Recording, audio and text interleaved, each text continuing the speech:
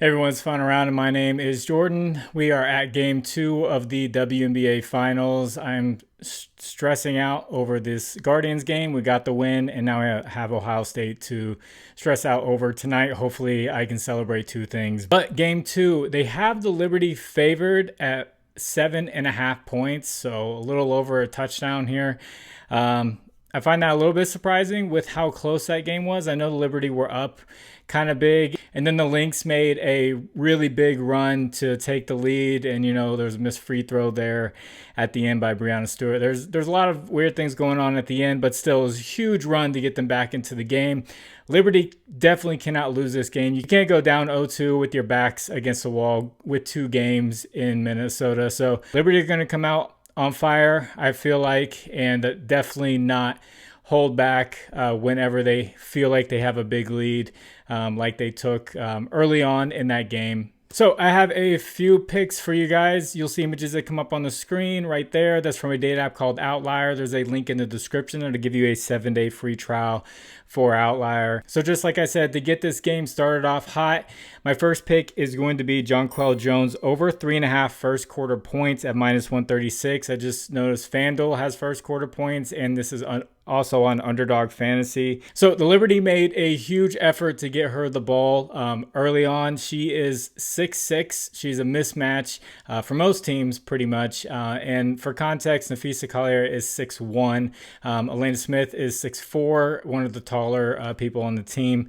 But still, Jonquel Jones is huge in a mismatch. She ended up with 10 points in the first quarter of the last game, and I don't know why they wouldn't go right back to her. She shot 4 for 5 in that first quarter. One of those misses was a 3-pointer. She was getting offensive rebounds and putting them back in. She was getting and ones. When you look at the final box score, you'll see Sabrina Ionescu shot terribly. Breanna Stewart shot terribly, and then you'll look at Jonquel Jones shooting, and her percentage is just great, and they should feed her for most of the game and try to get her going. She definitely should be able to score, and we just need 2 baskets from her. I feel like this is a really good prop. I know the payout's -136, but definitely something you could add to like a parlay or something like that. Next pick, I'm gonna go with Napheesa Collier under 20.5 points at -115. I know a lot of people might be thinking, well, why are you going to go with a MVP caliber player under points? She actually shot pretty well in that game. She took 16 shots, and she went over this by 1 point in game 1, but she needed 4 extra points in overtime.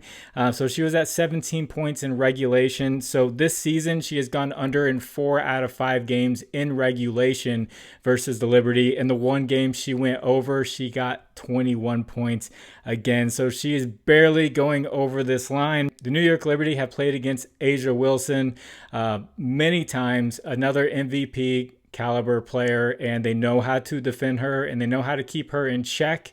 Not completely stop her, but keep her in check, and they're playing Napheesa Collier the same way, basically just getting the ball out of her hands. She's still shooting well, but get the ball out of her hands, let someone else beat you, and that was Courtney Williams in that first game. And then looking at that Connecticut Sun game that she played, she struggled in game 1 and 2. Game 2 was actually her worst game in that series. And then game 3, she figured things out, and she had a great game and started going over this line. So we got game 2 here again against a different defense, a much different challenge with Jonquel Jones and her size. They have done well against her this season. So Napheesa Collier under 20.5 points, -115.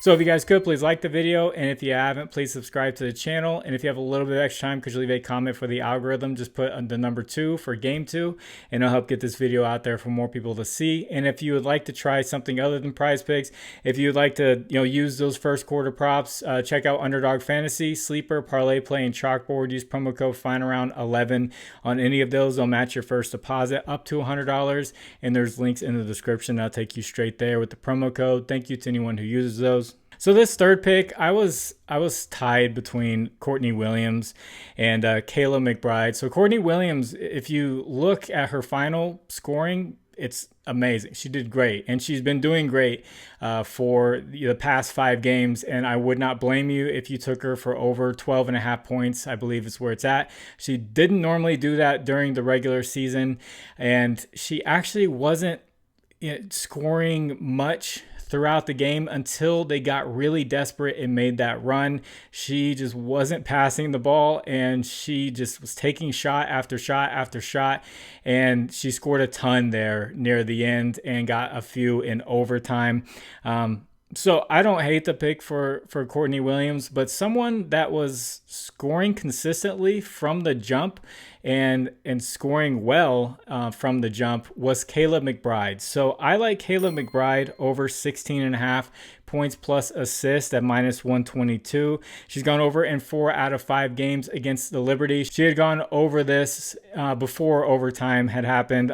She actually didn't score in overtime. I think she got like an assist in overtime. But other than that, Cayla McBride was someone that I was afraid to pick during the regular season. She had some really off games. But these past 2 games, so you have an elimination game against Connecticut Sun, which is, do or die. And then you have game 1 of the finals. You've played your whole life for this moment. She's actually played very well. 19 points and 22 points in both of those games in regulation. And then she had 4 assists in both of the games. She can be a good passer at times and find her teammates. And it's not like she's taking a huge volume of shots and, making like 30% and going over. She shot 50% in that do or die game against the Sun, and then 55% against the New York Liberty, making a good bit of 3-pointers. She is just shooting really well right now, very confident. So I do like her to have a good game, get over this 16.5 points plus assist mark. So if you guys would like to discuss lines further, discuss NFL, all that good stuff, there's a Discord, link is in the description. It's free. It's a great community, people bringing their research all together. And then as far as the recap goes, I had Bridget Carlton over points plus rebounds. She was really cold going into this game, but she just didn't have the volume. She took only 4 shots. When you look at the box score of game 1, you have Courtney Williams taking a ton of shots, Cayla McBride taking a decent amount of shots, and the Collier taking a decent amount of shots. And then Bridget Carlton was just kind of standing there, just helping to spread the floor. They were not giving her the ball near the end of the game. She went, I think, the whole 4th quarter and overtime, not even getting a chance to take a shot. So this is how it's going to play out. You're going to have their big 3 from the Minnesota Lynx taking most of the shots, and then Elena Smith and Bridget Carlton potentially getting off shots when they get it kicked out to them for 3-pointers. So it's going to stay away from Bridget Carlton. She could go off and have a big game. She has had big games versus the Liberty before. All it takes is for the defense to start sinking in a little bit on those drives, and she could go off. Same with Elena Smith. Elena Smith had a really good rebounding game. I was looking for her rebounds assists. She passed well too, but they don't offer rebounds assists for her for whatever reason. You have to do points, rebounds, and assists. She can have some games where she disappears scoring wise. So you could look at rebounds. It is plus money at 5.5. She did have like 9 rebounds. So someone to take a look at there. And then when it comes to Sabrina Ionescu and Breanna Stewart, the volume is going to be very high. I believe they were both under going into overtime. Sabrina Ionescu went over. That was my second pick. She went over the points plus rebounds.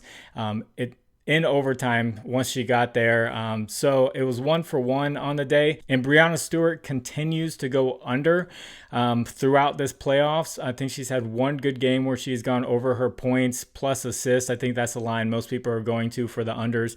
Just waiting for her to have that big breakout game. She's got good history against Minnesota, but definitely the most consistent scorer has been Jonquel Jones.